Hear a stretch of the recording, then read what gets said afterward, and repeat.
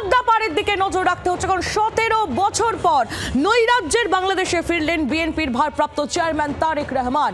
ইউনূসের চাপ বাড়িয়ে ফিরলেন খালেদা পুত্র, স্ত্রী এবং কন্যাকে নিয়ে ঢাকার শাহজালাল এয়ারপোর্টে নামলেন তারেক। সেই মুহূর্তের ছবি আপনারা দেখছেন। বাংলাদেশে এসে পৌঁছলেন খালেদা পুত্র তারেক রহমান, বিএনপির ভারপ্রাপ্ত চেয়ারম্যান। এই মুহূর্তে তিনি ঢাকার শাহজালাল এয়ারপোর্টে তার অবতরণের মুহূর্তের ছবি আপনাদের সামনে তুলে ধরছি। একেবারে সপরিবারে এসেছেন তিনি। হাসপাতালে মা খালেদা জিয়াকে প্রথমে দেখতে যাবেন, তার আগে ঢাকায় 300 ফিট এলাকায় তার বক্তৃতা রয়েছে।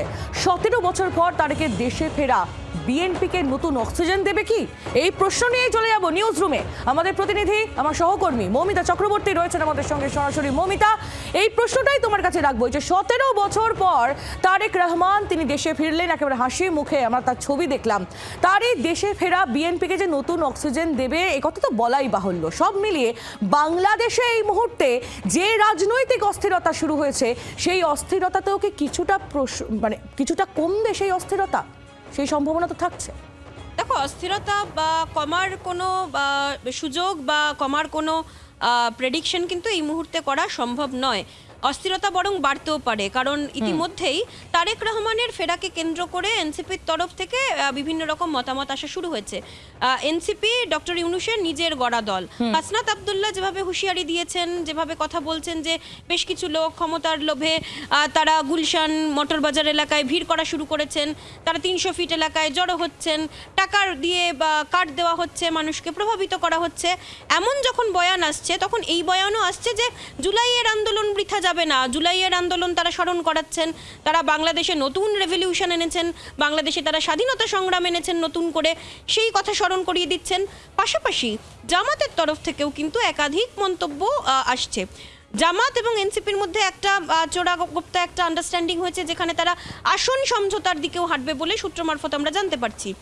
এই পরিস্থিতিতে যদি আওয়ামী লীগ ব্যতীত বাংলাদেশে, যেমনটা আমরা শুরু থেকে বলছি যে মেনস্ট্রিম পলিটিক্যাল ফোর্স হিসেবে কোনো দল থেকে থাকে, তবে সেটা বিএনপির কাছে এটা অবশ্যই একটা নতুন করে অক্সিজেন। কারণ তারেক রহমান 17 বছর পর বাংলাদেশের মাটিতে তিনি পা রাখলেন, তিনি 17 বছর পর বাংলাদেশে ফিরলেন।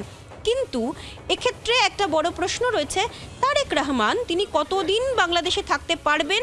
কারণ তিনি এসেছেন ট্রাভেল পাসকে সঙ্গে নিয়ে। তিনি লন্ডনের তার যে নাগরিকত্ব, সেই নাগরিকত্ব কিন্তু তিনি জমা করেননি। খালেদা জিয়ার সঙ্গে বাংলাদেশ সেনার যে চুক্তি হয়েছিল, সেই চুক্তি অনুযায়ী তারেক রহমান তিনি সরাসরি বাংলাদেশে কোনো রাজনৈতিক কর্মকাণ্ডে যুক্ত হবেন না, এমন আশ্বাস দিয়েই কিন্তু তার প্রাণ বাঁচানোর একটা চেষ্টা হয়েছিল। সেই জায়গায় বাংলাদেশ সেনা তারা চুপ করে রয়েছে। বাংলাদেশ সেনা তাদের কি ভূমিকা হবে সেদিকে অবশ্যই নজর থাকতে হবে, কারণ তারেক রহমান তিনি তার নিজের নিরাপত্তার পাশাপাশি তার পরিবারের নিরাপত্তার বিষয়টিও সুনিশ্চিত করতে চাইছেন। খালেদা জিয়া যখন গভীরভাবে অসুস্থ ছিলেন, সেই সময়েও তার এই পোস্ট কিন্তু নজরে এসেছিল, যেখানে তিনি বলেছিলেন বেশ কিছু কারণে, বেশ কিছু সমস্যার জন্য তিনি তার অসুস্থ মাকে দেখতে আসতে পারছেন না। তাহলে হঠাৎ করে এমন কি হলো, এমন কি রসায়নের পরিবর্তন হলো যে তারেক রহমানের সামনে দিয়ে সমস্ত সমস্যার সমাধান হয়ে গেল? কিসের আশ্বাস পেয়ে তিনি বাংলাদেশে ফিরলেন? সেই প্রশ্ন যেমন রয়েছে, তেমনই এই বিষয়টা রয়েছে যে তারেক রহমানের নিরাপত্তার বিষয়টা নিয়ে বাংলাদেশ সেনা এবং ডক্টর ইউনূসের প্রশাসন তারা কতটা অ্যাসুরেন্স দিতে পারছে? একেবারেই মমিতা, অর্থাৎ অনেকগুলো ফ্যাক্টর এই মুহূর্তে কাজ করছে বাংলাদেশের অন্দরে এবং সেদিকে আমাদের নজর রয়েছে। তুমি আমাদের সঙ্গে থাকো। এদিকে বাংলা টেলিভিশনে প্রথমবার জি 24 ঘন্টায় শেখ হাসিনার প্রাক্তন ছায়াসঙ্গী। রাষ্ট্রীয় পৃষ্ঠপোষকতায় অনেক কিছু করা যায়। আজকের বাংলাদেশে খলনায়ককে নায়ক বানানোর চেষ্টা চলছে। মা খালেদা জিয়া প্রধানমন্ত্রী থাকাকালীন পাওয়ার হাউস ছিলেন এই তারেক রহমান, আর তারেক রহমানকে নিয়ে এই প্রতিক্রিয়া দিয়েছেন হাসিনার প্রাক্তন ছায়াসঙ্গী সাইফুজ্জামান শিখার। জি 24 ঘন্টায় সুপার এক্সক্লুসিভলি কি বলেছেন তিনি, শুনুন।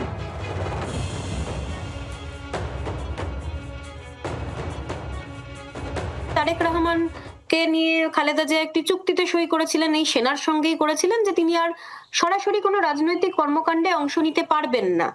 কিন্তু দেখা যাচ্ছে যে তার নমিনেশনও তুলে নেওয়া হয়েছে এবং তিনি ফিরছেন, তারেক রহমান ফিরছেন। দেখেন, রাষ্ট্রীয় পৃষ্ঠপোষকতায় অনেক কিছুই দেখানো যায়। জনগণের হ্যাঁ, বিএনপি একটি বৃহৎ রাজনৈতিক দল, এটা তো অস্বীকার করার কিচ্ছু নাই। এবং তারা যে একটা জনসমর্থন, তাদের একটা ভিত্তি আছে, এটাকেও আমরা অস্বীকার করছি না। কিন্তু তারেক জিয়ার পাস্ট যদি আপনারা লক্ষ্য করেন, সে 2001-এ যখন তার মা প্রধানমন্ত্রী, তখন ছায়া পাওয়ার হাউস তৈরি করে সেখানে রাষ্ট্রকে সে তার মতো করে নিয়ন্ত্রণ করার চেষ্টা হাওয়া করেছে। মহলের কথা বলছেন? ভবনের কথা বলছি। আজকে এমন বাংলাদেশ, খলনায়ককে নায়ক বানানোর চেষ্টা করা হচ্ছে, নায়ককে খলনায়ক বানানোর চেষ্টা করা হচ্ছে। আপনি যদি লক্ষ্য করেন যে জননেত্রী শেখ হাসিনাকে ইন্টারন্যাশনাল ক্রাইম ট্রাইব্যুনালে বিচার করে শাস্তি দেওয়া হলো, কিন্তু সবকিছু ইন্ডিকেট করে অধ্যাপক ইউনূস নিজে বলছেন যে এটা মেটিকুলাস ডিজাইনের অংশ। সাইফুজ্জামান শিখার তিনি এখানেই থামেননি, তিনি স্মরণ করিয়ে দিয়েছেন হাসিনা বিরোধী আন্দোলনের সময় কি হয়েছিল। কারফিউ মেনে রাস্তায় নামতে বাধ্য করেছিল বাংলাদেশের সেনা।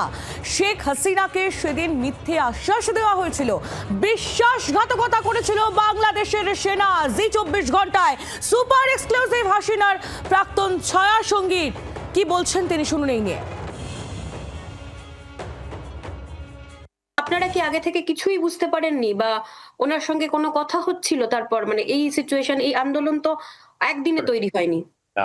আন্দোলনটি তো জুলাই অগাস্টেই আন্দোলনটা মূলত দানা বেঁধেছে, এবং আমরা বুঝছিলাম যে একটি বৃহৎ বিদেশি শক্তি যারা একটি ডিজাইন করে বাংলাদেশকে অশান্ত করে জননেত্রী শেখ হাসিনাকে হত্যা করার মধ্য দিয়ে আওয়ামী লীগকে নিশ্চিহ্ন করে তাদের যে চাহিদা, সেই চাহিদা যাতে পূরণ হয়, প্রধান অন্তরায় ছিল জাতির জনকের কন্যা জননেত্রী শেখ হাসিনা। কিন্তু দুর্ভাগ্যজনক হলো সত্যি যে যারা সংবিধানের উপর হাত রেখে শপথ নিয়েছেন সংবিধান রক্ষা করবার জন্য, তারা কমপ্লিটলি সেই দিন তাদের এই ওয়াদা বরখলাফ করেছেন। কাদের কথা বলছেন সেটা? এটা আইন শৃঙ্খলা বাহিনী, বিশেষ করে আমরা সামরিক বাহিনীকে বলতে পারি। যখন কারফিউ জারি করা হলো, তখন আমাদের প্রতি নির্দেশনা আসলো আমরা যেন রাস্তায় না থাকি, আমরা যেন আইনের প্রতি শ্রদ্ধা দেখাই। জননেত্রী শেখ হাসিনা বললেন যে তোমরা আইন শৃঙ্খলা বাহিনী, তারা প্রতিশ্রুতি দিয়েছেন যে তারা এই আন্দোলন কন্ট্রোল করবেন, তোমরা এই কারফিউ মানো, ঘরে থাকো। এবং 4 তারিখ রাত্রি 1:30 বা 2টা পর্যন্ত এই সামরিক বাহিনী সহ বিভিন্ন বাহিনীর প্রধানরা কিন্তু গণভবনে ছিলেন। তারা বলে গেলেন যে 5ই আগস্ট ঢাকার রাজপথ কেউ থাকবে না, এবং এটা আপনারাও মানবেন আমরা আশা করি। আমাদের প্রতি নির্দেশনা আসলো আমরা ওদের ঘরে থাকার, আর পাশাপাশি ওনারা ফিরে যে আপনার সমস্ত জায়গায় যারা তথাকথিত আন্দোলনকারী, তাদেরকে 2টি স্পটে হাজির করে তারা বক্তা সৃষ্টি করে ফেললো। সেদিনকে যখন আশ্বস্ত যারা করছিলেন, যাদের কথা বলছেন, মানে প্রশাসন বা সেনাবাহিনীর প্রধান ওই জায়গায় উপস্থিত ছিলেন, আপনাদের সঙ্গে ছিলেন? হ্যাঁ, অবশ্যই ছিলেন। তারা যখন সাজেস্ট করছেন যে রাজপথ আমরা নিয়ন্ত্রণ করব, আইন শৃঙ্খলা আমরা নিয়ন্ত্রণ করব, আপনারা আইনের প্রতি শ্রদ্ধা দেখান এবং আপনারা কারফিউ মানেন, আমাদের প্রতি যখন এই নির্দেশনা আসলো, আমরা সেই আইনের প্রতি শ্রদ্ধাশীল থাকলাম, কিন্তু ভিতরে ভিতরে ষড়যন্ত্রটি বাস্তবায়ন হয়ে গেল। আপনারা বুঝতে পেরেছিলেন যে এরকম এত বড় একটা ষড়যন্ত্র হচ্ছে? আপনাদের সঙ্গে ডিরেক্ট তখন কথা হয়েছিল? এই ষড়যন্ত্রে যে সংবিধানের প্রতি আনুগত্য প্রদর্শন করে যারা শপথ নিয়েছেন, তারা যে বিক্রি করবে, এটা কিন্তু আমরা বুঝতে পারি নাই। মানে এই বিশ্বাসঘাতকতাটা হবে, এটা আমরা বুঝতে, তাহলে তো এটা হয় না। কারফিউ মেনে রাস্তায় নামতে বারণ করেছিল বাংলাদেশের সেনা, শেখ হাসিনাকে মিথ্যে আশ্বাস দেওয়া হয়েছিল।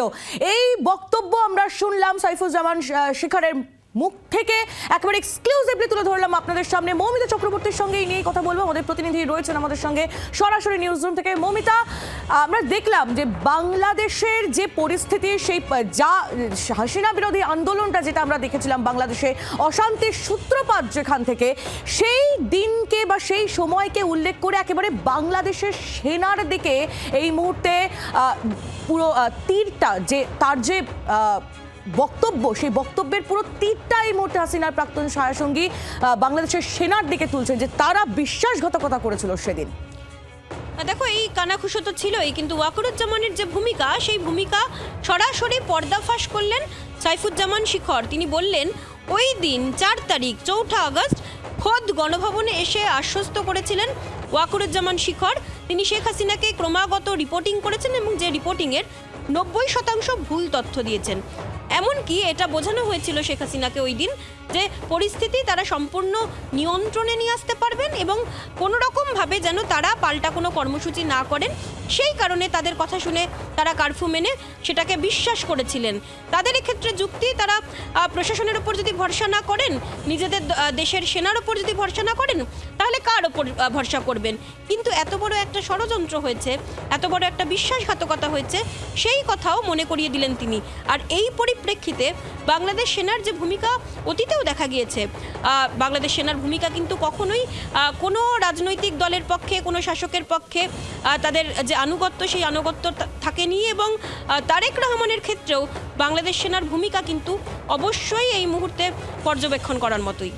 একেবারেই মৌমিতা, ধন্যবাদ তোমায়। মৌমিতা চক্রবর্তী আমাদের প্রতিনিধি ছিলেন সরাসরি আমাদের সঙ্গে। বাংলাদেশে কি আরো চাপের মধ্যে পড়ছে ইউনূস প্রশাসন? কারণ গভীর রাতে হঠাৎই ইউনূসের বিশেষ সহকারী খোদা বক্স চৌধুরী তিনি পদত্যাগ করেছেন। পদত্যাগপত্র গ্রহণও করেছেন বাংলাদেশের রাষ্ট্রপতি শাহাবুদ্দিন। গত বছর 10ই নভেম্বর 3 জনকে প্রতিমন্ত্রীর মর্যাদায় নিজের বিশেষ সহকারীর দায়িত্ব দেন মোহাম্মদ ইউনূস। খোদা বক্সকে দেওয়া হয় স্বরাষ্ট্র মন্ত্রণালয় দেখভালের দায়িত্ব, আর তিনি হঠাৎ করে গতকাল মধ্যরাতে পদত্যাগ করায় ইতিমধ্যেই প্রশ্ন উঠতে শুরু করেছে।